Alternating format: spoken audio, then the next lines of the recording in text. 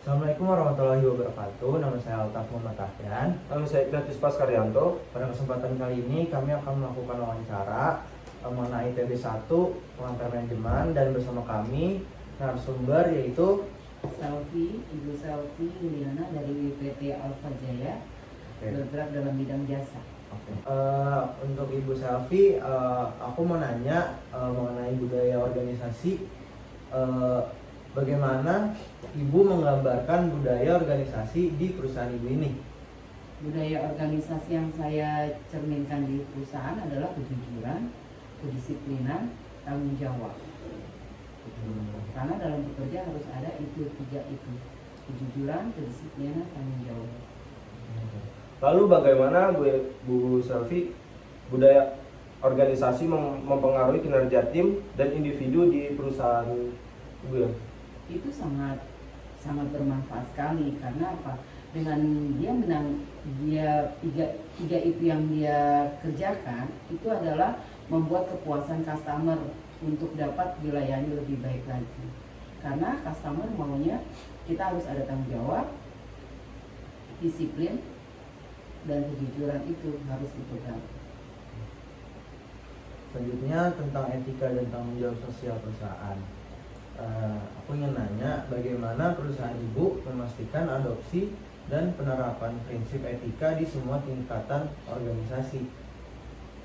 Etika perusahaan, Bagaimana perusahaan Ibu memastikan adopsi dan penerapan prinsip etika di semua tingkatan? Jadi kayak etika di setiap mungkin itu karyawan lah atau OB lah. gitu. Ya, Penerapannya etika kayak gimana? penerapannya pokoknya kita setiap kita bekerja, saya selalu ada briefing untuk bisa menjaga etika dan attitude dia dalam bekerja.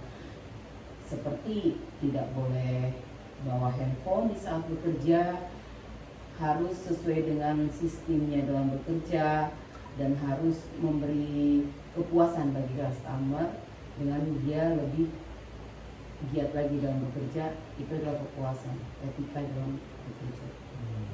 Lalu apa langkah konkret yang diambil oleh perusahaan Tante dalam menjalankan tanggung jawab sosial perusahaan?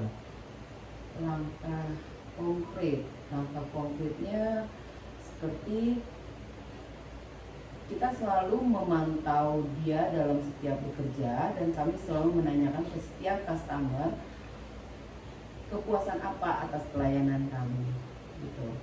Jadi setiap anak buah kita bekerja, kita selalu menanyakan kembali ke customer, maaf Ibu, seperti contohnya, maaf Ibu, gimana pelayanan orang kami, merasa puaskah, ataupun ada kekurangan bagi karyawan kami akan kami perbaiki.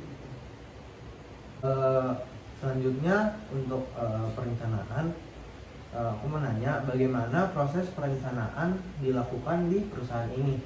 Proses perencanaan dalam setiap pekerjaan, contohnya kalau perusahaan kami dapat PO dari setiap perusahaan untuk pemasangan AC atau servis, itu pun kami harus disusun dulu, seperti materialnya, dan siapa yang bekerja, siapa yang ngepalai, dan siapa nanti sampai selesai. Contohnya kami siapkan materialnya seperti AC-nya, dan kami menyusun anak-anak yang membongkar AC-nya sampai pemasangan itu selesai.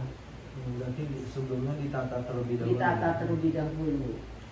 Lalu bagaimana Tan jika perusahaan ini menangani perubahan rencana yang tidak terduga atau kejadian tak terduga? Setiap perusahaan pasti ada perencanaan yang kita susun dengan rapi, pasti ada masalahnya dalam bekerja.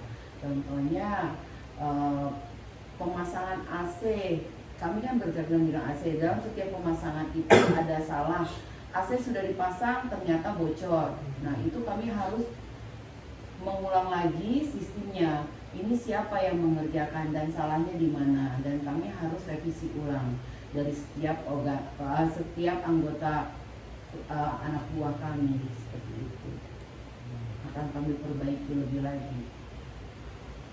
Selanjutnya dalam pengambilan keputusan, bagaimana proses pengambilan keputusan di perusahaan Tante berlaku atau sebagai jabatan tante gitu. Jika ada masalah dalam bekerja, harus secepatnya kita ambil keputusan seperti contohnya kami harus menyelesaikan pekerjaan ini dengan singkat, dengan cara ya lakukan sekiranya masih bisa dilakukan dengan persetujuan perusahaan yang kami kerja. Lalu apa kriteria yang digunakan dalam mengambil keputusan penting di perusahaan tante?